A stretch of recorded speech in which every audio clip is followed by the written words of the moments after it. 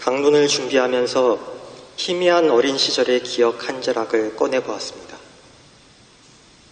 제가 아직 초등학교에 들어가기 이전에 아주 어릴 적입니다. 집에서 그리 멀지 않은 곳에 큰 공사를 하고 있었습니다. 그리고 그 장소에는 어린 시절 제 눈길을 사로잡은 그 무엇이 있었습니다. 바로 건설 중장비입니다.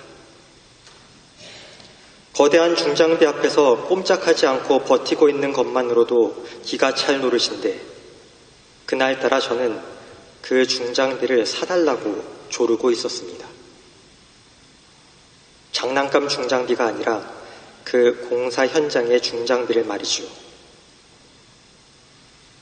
그날 제가 얼마나 소란을 피웠는지는 기억이 나지 않습니다만 확실한 해결사가 나타날 때까지 고집을 꺾지 않았던 것은 분명합니다. 그 중장비를 운전하던 기사 아저씨가 내려와 저와 새끼손가락을 걸고 약속을 해주셨습니다. 집에 가서 한숨 자고 돌아오면 이 중장비를 주겠노라고 말입니다. 그리고 이 이야기의 결말은 여러분께서 짐작하시는 대로 해피엔딩으로 끝나지 않았습니다. 언제나 끈질기게 기도하라. 오늘 복음을 통해 예수님께서 우리에게 하시는 말씀입니다. 특히 오늘 제1독서와 제2독서의 내용을 미루어 우리가 생각해 봐야 할 덕목은 바로 끈질김, 꾸준함입니다. 시리아의 성 에프렘은 과부의 끊임없는 기도에 대해 다음과 같이 설명합니다. 재판관과 과부, 둘 다 고집스러웠습니다만 과부의 끈질긴 기도가 좀 더 고집스러웠습니다. 하느님을 거역하는 불의와 사람들을 업신여기는 사악함을 과부의 끈질긴 청원이 이겼습니다.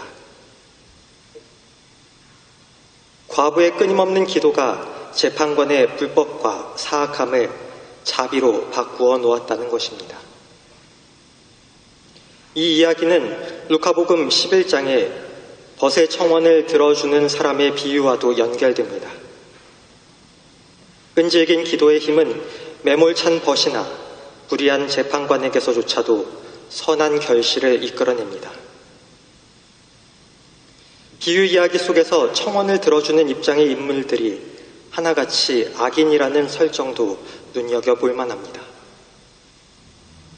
표면적으로는 악인들조차도 굴복하게 만드는 끈기의 힘을 강조하는 역할을 하지만 악인과 대비되는 하느님께서 우리의 끊임없는 기도에 얼마나 기꺼이 응답하실지 알려주는 역할도 하기 때문입니다. 여러분이 악해도 자녀에게 좋은 선물을 줄 줄 알진데 하물며 하늘에 계신 여러분의 아버지께서야 청하는 이에게 좋은 것들을 주시지 않겠습니까? 라는 말씀처럼 말입니다. 그런데 우리의 삶을 되돌아보면 예수님의 말씀처럼 그렇게 끈질긴 청원이 그대로 이루어지지 않을 때가 많음을 깨닫게 됩니다. 청하시오 주실 것입니다. 그렇게 말씀하셨건만 아무리 청해도 내 기도만은 들어주시지 않는 것 같아 답답할 때가 많습니다. 심지어는 내가 무슨 죄를 저질러서 하느님께서 응답을 해주시지는 않는지 혹은 하느님께서 기도를 들어주시도록 봉사이든 헌금이든 무엇을 더 해야 하는 것은 아닌지 심각한 고민에 빠지기도 합니다. 여기서 우리는 하느님께서 모든 끈질긴 청원에 다 응답하시는 것은 아니라는 사실을 먼저 받아들여야만 합니다. 만일 끈질기게 청하는 대로 다 얻을 수 있다면 저는 어린 시절 집 앞마당에 거대한 건설용 중장비를 세워놓을 수 있었을 것입니다. 우리가 가장 먼저 점검해야 할 문제는 어떤 기도를 끈기 있게 바칠 것인가, 어떤 지향을 어떤 마음가짐으로 바칠 것인가입니다. 우리는 흔히 아무개를 위해 기도합니다. 좀 더 구체적으로는 어느 가정의 평화를 위해, 누구누구의 건강을 위해 기도합니다. 더 구체적으로는 자녀가 시험을 잘 치르고 원하는 대학에 합격하도록, 혹은 가족 가운데 누가 수술을 잘 받고 건강이 회복되기를 바라며 기도합니다. 이 모든 기도 지향은 우리가 충분히 하느님께 청할 수 있는 것들이 분명합니다. 하지만 아무리 좋은 지향일지라도 그것을 하느님께 강요하는 순간 그 기도는 바람직하지 못한 것이 되고 맙니다. 우리의 시선은 현세의 삶에 고정되어 있고 그나마도 한 치 앞도 모르기 때문에 하느님께서 바라보시고 행하시는 그 일들을 쉽게 이해할 수도 알아차릴 수도 없습니다.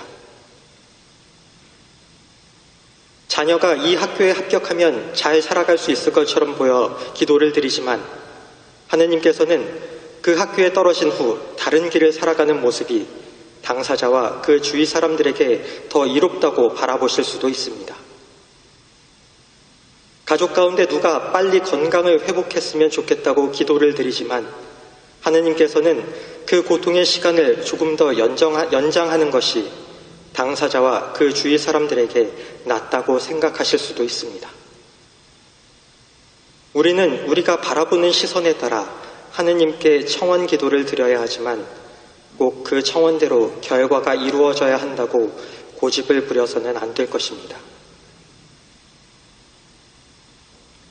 그런데 뚜렷한 성취 목표가 없이 어떻게 끊임없는 기도를 바칠 수 있겠습니까? 꼭 이루어지기를 바라는 간절함이 없는 상태로 어떻게 끈기 있게 기도를 바칠 수 있겠습니까? 예수님께서 가르쳐 주신 기도를 잠시 떠올려 봅시다. 아버지, 하실 수만 있다면 이 잔이 저를 비켜가게 하소서. 그러나 제가 원하는 대로 하시지 말고 아버지께서 원하시는 대로 하소서. 목숨이 달린 절박한 상황에서 예수님께서는 그 고난을 피하게 해달라고 청원하셨습니다. 그리고 그 다음 이어서 아버지께서 원하시는 대로 하시길 청하셨습니다. 예수님께서는 두 가지 청원을 울리셨고 그 가운데 두 번째 청원을 하느님께서 들어주셨습니다. 아버지의 뜻대로 하소서. 이 청원 기도야말로 끊임없는 기도를 위해 가장 중요한 기도입니다. 사제 서품을 받고 얼마 후 수도원에서 중장비를 축복할 기회가 생겼습니다. 흔히 포크레인이라고 부르는 건설 중장비였습니다. 어린 시절 그렇게 가지고 싶어 했던 그 장비가 그것도 새 제품으로 눈앞에 서 있었지만 제 마음에 그 어떤 감흥도 불러일으키지 못했습니다. 길다면 길고 짧다면 짧은 시간이지만 불과 수십 년 사이에 그렇게 간절했던 대상이 아무것도 아닌 것이 되어버린 겁니다. 제가 만일 어린 시절 포크레인을 갖게 해주세요라고 청원 기도를 했다면 그 기도는 어느 순간 끊어지고 말았을 것입니다. 하지만 그 뒤에 아버지께서 원하신다면요 라는 기도를 덧붙였다면 그 기도는 아직까지도 이어지는 꾸준한 청원 기도가 되었을 것입니다. 아버지의 뜻대로 이 단순한 한마디의 기도문은 우리가 끊임없는 기도를 할 수 있도록 도와줄 뿐만 아니라 우리가 기도를 청하는 다른 모든 이들도 하느님의 자녀로 보살핌을 받고 있음을 새삼 깨닫게 해줍니다. 눈앞의 필요에 급급하여 하느님을 다그치는 기도가 아니라 하느님을 신뢰하며 긴 호흡으로 꾸준한 기도를 드릴 수 있도록 우리 모두 노력해야 하겠습니다.